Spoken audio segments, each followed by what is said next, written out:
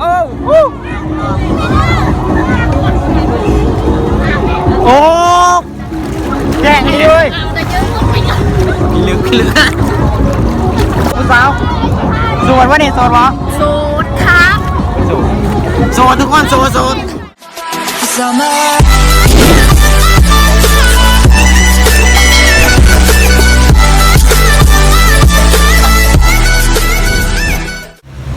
สวัสดีทุกคนวันนี้ยูข่อยเคสตูดิโอเนาะวันนี้แบบว่าประตูลูกซ้ายทุกคนเพราะว่าวันนี้ที่พาทุกคนไปเล่นยูหาสลานั่นเองเนาะเพราะว่าเฮาตอนนี้มาซึ่งว่าตอนนี้เฮาก็ถาคนถามมูตากูเนาะวันนี้เฮาก็มาว่าแบบว่าเป็นครูทุกคนแบบว่ามันก็บ่แม่นสู่แม่นแฟนดอกทุกคนแบบว่าพาพาเอื้อยพาน้องมาเล่นซื่อๆนะเพราะว่าซึ่งว่าตอนนี้เฮาก็ได้ถาเนาะถาอยู่นี่จังได๋เฮาก็สิออกรถปีนิดนึงน่ะแบบว่าเฮาก็สิขายอยู่นี่ซึ่งว่าตอนนี้แบบว่าถาเข้าก่อนได้นึงทุกคนแบบว่าเขาก็มาอะไรก็มาเป็นคู่นะมีแต่กับผู้สาวนะผู้สาวกับผู้สาวอะไรแต่ว่าเพื่อนกระสุนอยู่เนาะไปเบิ้งน้ำเพื่อนมาเพื่อนสวยเนาะอยู่เอาขับใจตะกองเนาะโอเคแล้วซึ่งว่าตอนนี้เข้ากับมาไปทีเรียบร้อยแล้วทุกคนตอนนี้เข้ากับสิได้เตรียมรถไปนะไปมันแดดเว้ยเข้ากับมาเลยโอเคนะทุกคนไปเจอกันอยู่หาดสลาวว่าจะเป็นยังไงทุกคนบรรยากาศอยู่หาดสลาวนะไปตอนนี้เฮาสิขออนุญาตขับรถก่อนนิดนึงโอ้โอเคนะทุกคนซึ่งว่าตอนนี้เฮาก็มาฮอดไปที่เรียบร้อยแล้วตอนนี้ซึ่งว่าตอนนี้เฮาก็สิย่างลงไปลุมไปเบิ่งบรรยากาศอยู่ลุมว่ามันสิงามสำใดว่ามันสิม่วนสำใดไปเบิ่งนำกันเลยตอนนี้เฮาก็พามาอีกแล้วหนาคนมันหลอกออกกันหนาคนมันหลอกออกมันงามแล้วนะงามไปพาดิเพราะว่าเฮาก็มาหลายเทื่อแหละทุกคนไปว่าเฮาก็บ่ได้ถ่ายจักเทื่อนะมื้อนี้ครับเป็นแบบว่าพาผู้สาวมาหน่อยนึงเฮาก็เลยถ่ายนะกันมาแบบ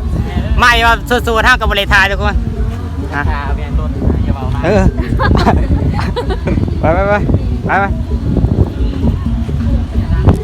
ตอนนี้เฮาก็สิย่างลงไปหลุมเลย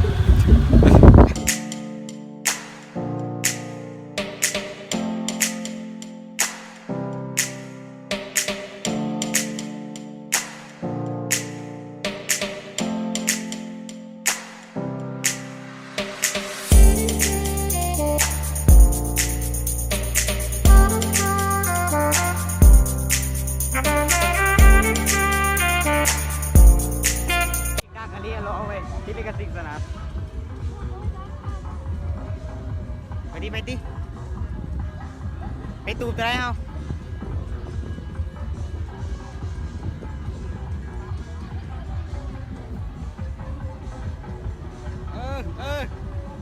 ได้เด่น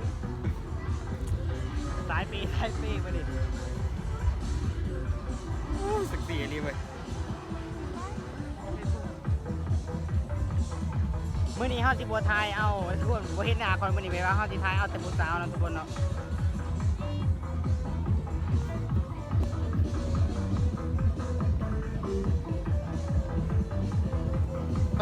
เขาขึ้นมาจะเคยมากเลยจะเคยมากแล้วฮะ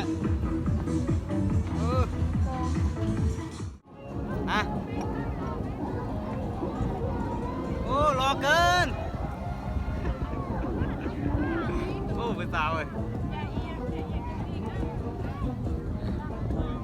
โอเคนะทุกคนต้อนรับคลิปนี้ฮะที่ไทยแต่พวกผู้สาวทุกคนในว่าแขวกันที่พวกมีในคลิปนี้น้อยนึงเห็นแบบนิดนึงกับเบิ่งน้ำกันเนาะ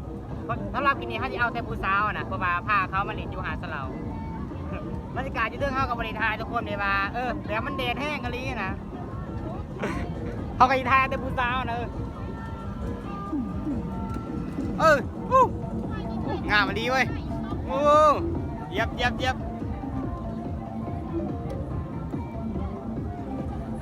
นี่เอามาแล้ววะนี่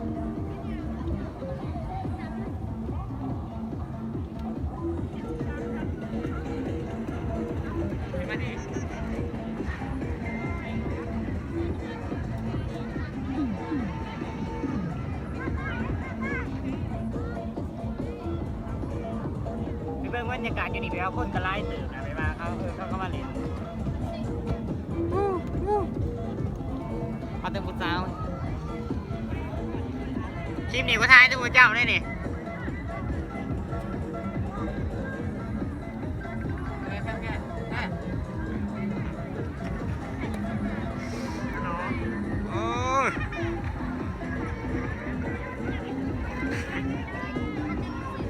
มาดิ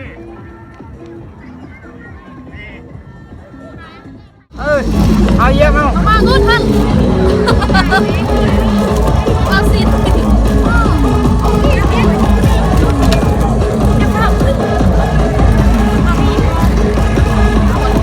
ประตูหลอด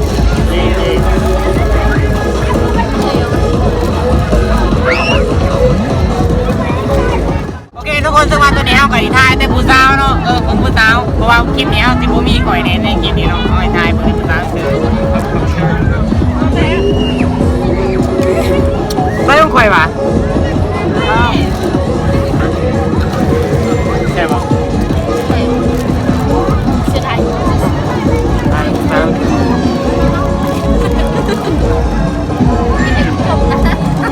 สุดท้ายก็คือกดหาภาพอีเมลเลยนะ ก่อน5,000เนาะ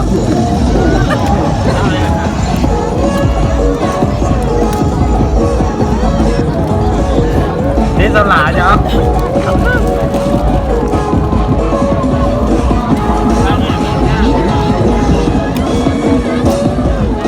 ล้างเลยผู้บ่าวนี่สนใจทำกันแท้แท้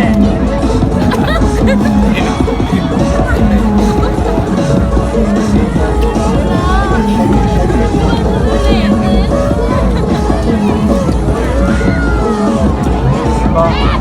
ไม่กระตืออยู่จ้ะโดนใจเจ้าเนาะเด็ดเจ้ากระตืออยู่นะฮะลุกนะก็บอกว่าลุก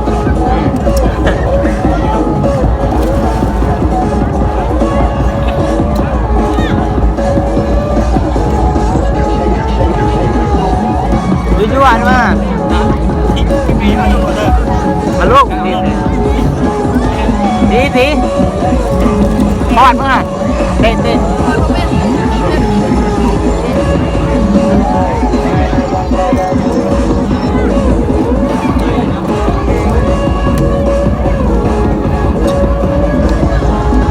ลาเต้นละ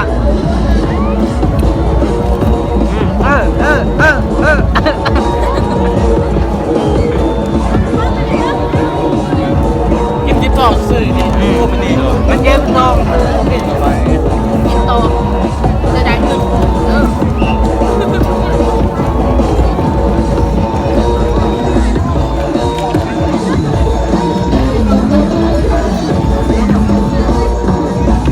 ครับครับแค่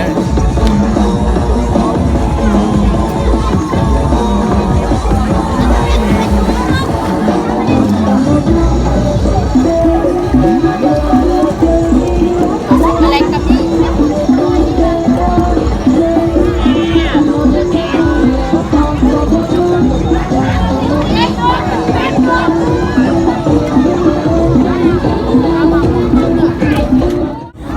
โอเคทุกคนเราซึ่งว่าตัวนี้ผู้สาวเขาไปเศร้าห้องรถเนี่ยทุกคนห้างสีไปอาบน้ำกับผู้สาวเราไปเบิ่งแล้วกันเลยไหมบ้าง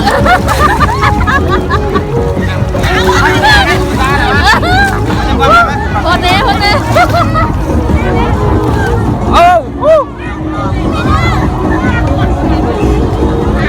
โอ้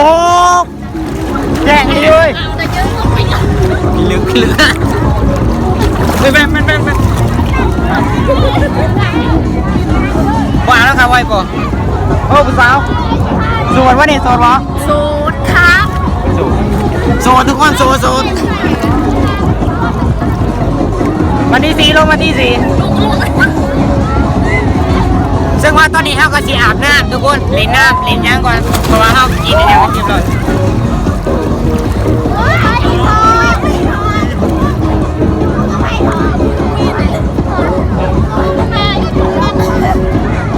โอ้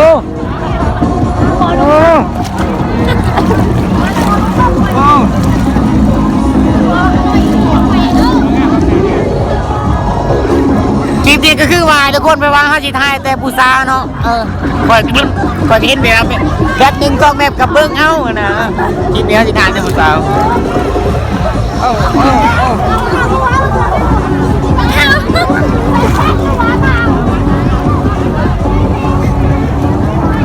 หลางอ่ะมาดีเลย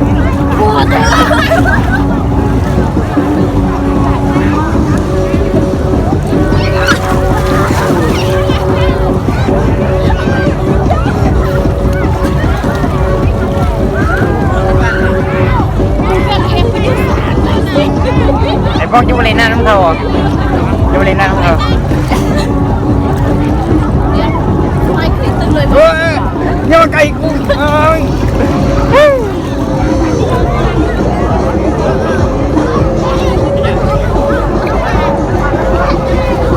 แค่มองอย่างนี้ งานมาลีแล้วคลิปดูว่าลูกกันลีเรากิน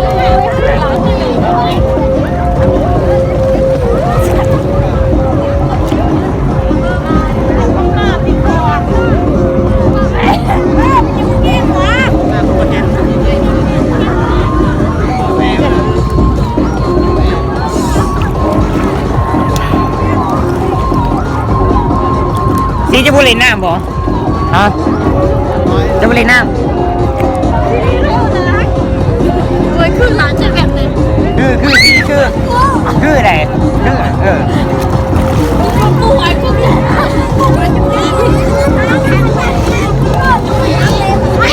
ไม่สปอร์ตสวยมากเลยอ่ะ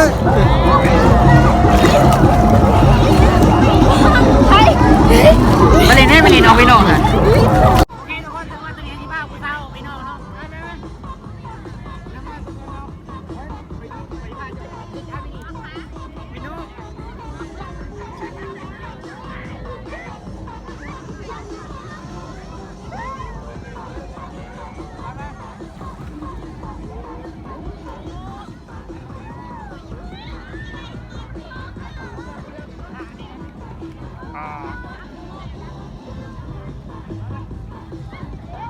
ไม่เข้าใจหรอ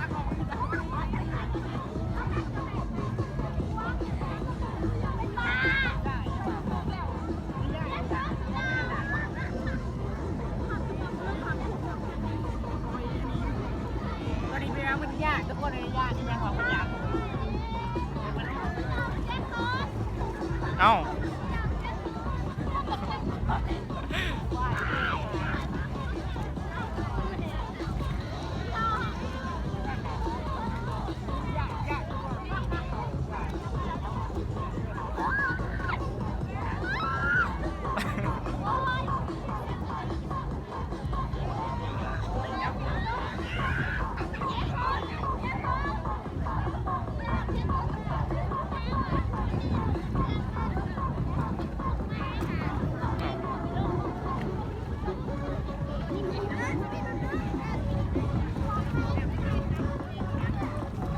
ใช่ปะ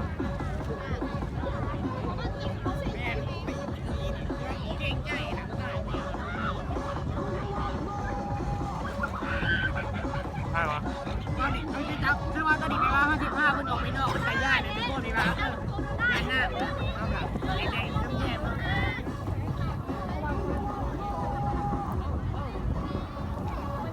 ไอ้พวกนี้จะได้หน้าปะเห็นไหมมันนั่นน่ะโดนลมมันโดน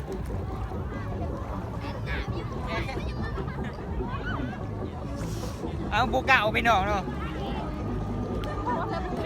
เจ้าอะไรโบก้าฮัน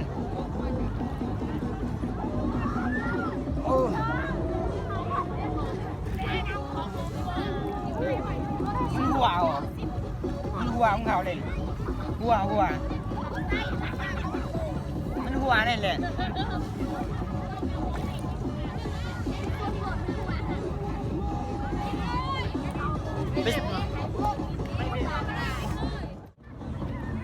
ใช่เลยแก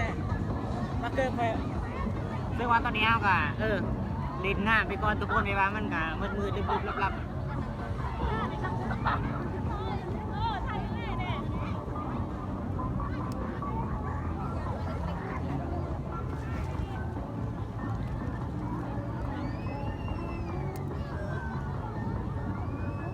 ตอนนี้เอากะถ่ายรูปไปก่อนตากล้อง